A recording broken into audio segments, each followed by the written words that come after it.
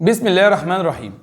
طبيعي اي حد هينزل حلقة وهيتكلم عن النادي الاهلي لازم الحلقة تكون فيها حلول، لازم يكون فيها حلول، واحنا هنتكلم في بعض الحلول للنادي الاهلي الفترة اللي جاية. يعني الحاجات دي لو ربنا سهل وعملناها واتنفذت، على فكرة ده هي حاجات كتيرة، ولكن انا بختصر حاجات بس بسيطة او بقترح حاجات بسيطة او بقول بعض الحاجات اللي ان شاء الله ربنا كريم واداره النادي الاهلي تعدلها الفتره اللي جايه. اولا يا جماعه، النادي الاهلي مش حقل تجارب.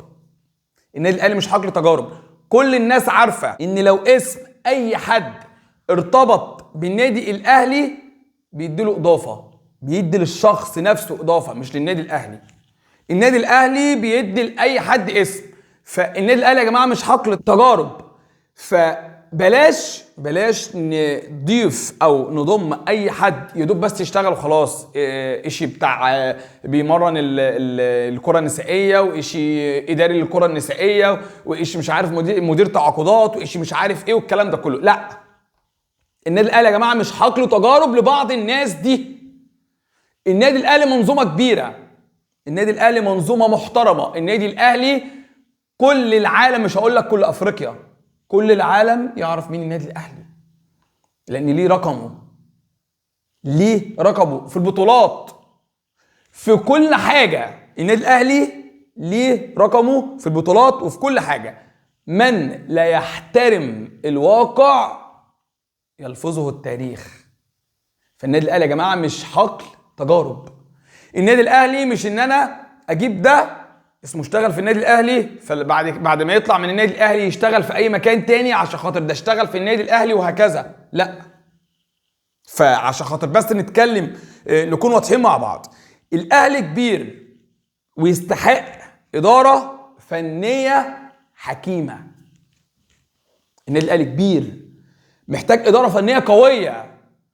محتاج يا جماعه ما حدش يدخل النادي الاهلي عشان خاطر يقبض وبس.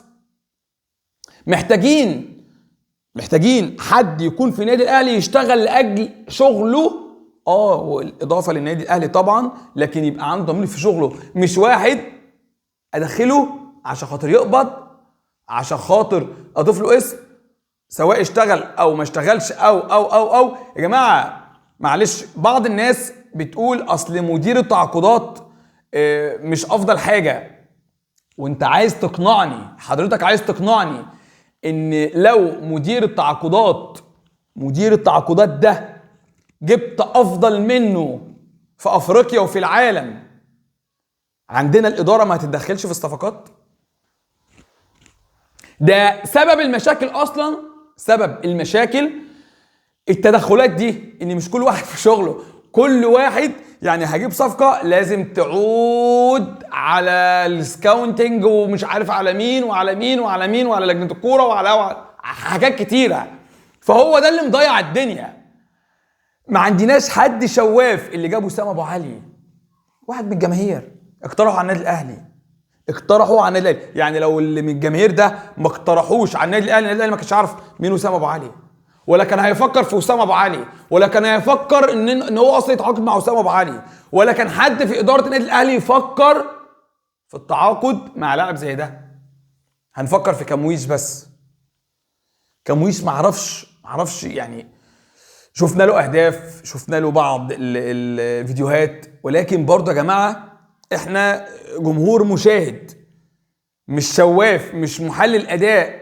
ما اتفرجناش عليه مباراه والتانيه والتالته والرابعه. يا جماعه الناس اللي بتاخد، يعني معلش، المبالغ اللي احنا بندفعها في الناس دي، في ناس اقل منها تاخد مبالغ دي ويجي لك يكون اضافه ليك، ويكون اضافه قويه كمان ليك.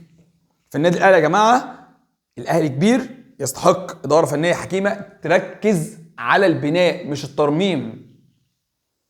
تركز على البناء مش الترميم. عايز مدرب مصري، البدري او علي ماهر، ومش عماد النحاس. مش عايز اجرب. بص يا جماعه، اي مدير فني بيجي اول يوم اول مباراه وتاني مباراه الغربال الجديد ليه شده، في اي مدرب بتلاقي لمسته اوه ده المدرب ده جامد والكلام ده. لا يا جماعه، انا عايز مدرب عارف يعني ايه الدوري المصري، عارف يعني ايه افريقيا، عارف يعني ايه النادي الاهلي، عارف يعني ايه تيشيرت النادي الاهلي، عارف يعني ايه لو في لاعب اثر وفي لاعب ما بيلعبش بروح حتى لو هو مين. تعال اقعد على الدكه، هات العرض وامشي، هات العرض وامشي.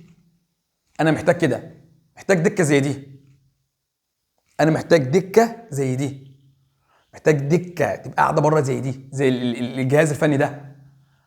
كلهم اهلاويه وكلهم مصريين باستثناء مدرب الاحمال من تونس، كابتن حسام البدري جايبه، اللي هو الشعلاني تقريبا، مش متذكر اسمه.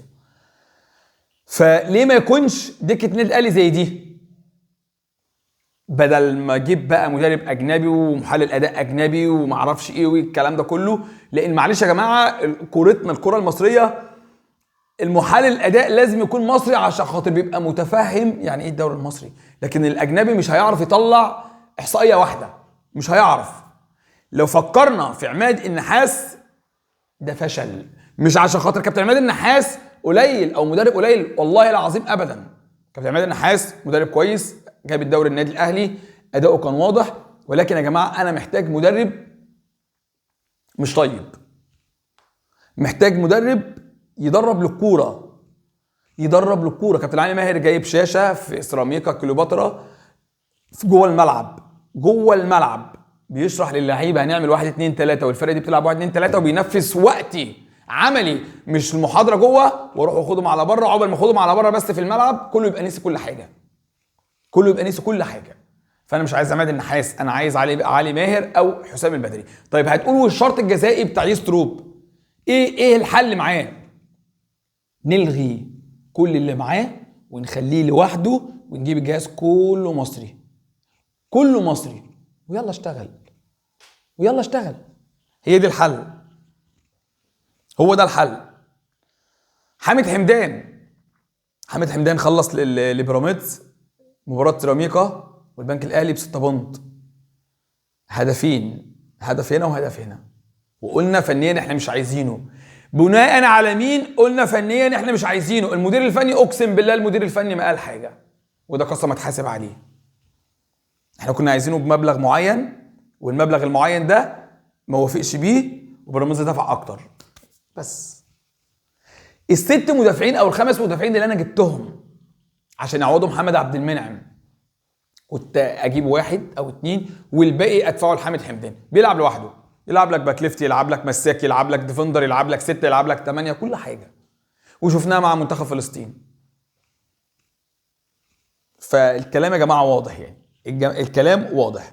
فانا بقول حلول. طيب بالنسبه للعيبه اللي ما بتلعبش بروح، واللعيبه اللي بقت خلاص باصه للاعلانات وبتمضي للاعلانات بس، وانا ليا اعلانين وليا 3 وليا 4 وليا 5 ومش عارف ايه والكلام ده، وما يفكرش في اي حاجه غير كده. نعدل عقود اللعيبه، تعديل عقود اللعيبه، هقول تاني تعديل عقود اللعيبه، ويكون لينا سقف تعاقدات 25 مليون، محدش ياخد اكتر من كده ايا كان هو مين. مش عاجبه الدكه موجوده، مش عاجبه هات لنا عرض بالمبلغ اللي انا اشتريتك بيه ومع السلامه. ونحط برضو شرط جزائي ان ما يرجعش مصر او اي فرقه في مصر الا النادي الاهلي او دفع فلوس معينه ومبلغ معين. تعديل عقود اللعيبه، نحط سقف لا يتخطى ال 25 مليون جنيه. كلام واضح، كلام واضح. مفيش فرق بين اللعيبه، مفرقش بين اللعيبه. قلنا الزمالك ما عندهاش فلوس واللعيبه ما بتاخدش مستحقاتها وبتاخد مكافآت بس، عشان خاطر كل اللعيبه سواسيه، كل اللعيبه بتاخد قد بعض. ده خد مكافاه 10000 جنيه، ده هياخد 10000 جنيه، ده هياخد 10000 جنيه. مش واحد خد 20 مليون وواحد خد مليون، مش واحد خد 10 مليون.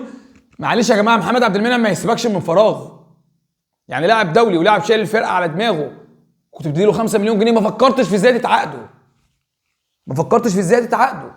فلازم اعمل سقف تعاقدات، لازم اعمل سقف تعاقدات، واللي مش عاجبه مع السلامه. تلعب حتى لو قعدت موسم كامل او موسمين ما تاخدش بطولات، ما عنديش مشكله، والله ما عندي مشكله، والله ما عندي مشكله. ما تعودناش، ما فيش مشكله، ما تعودناش ان احنا نعمل كده، ما فيش مشكله، بس الاهلي ليه اسمه، واللعيبه اللي هتلعب هتضيف لي، اللعيبه اللي هتلعب هتضيف لي.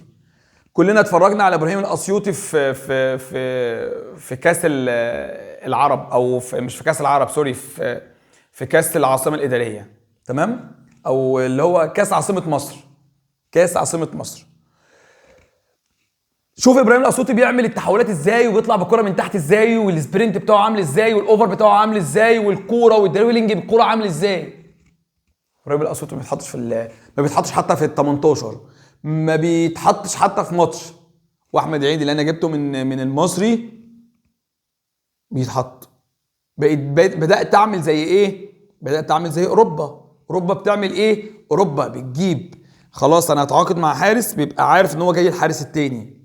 هتعاقد مع بكرايت، هو جاي عارف ان هو البكرايت التاني، الا لو ثبت عكس كده.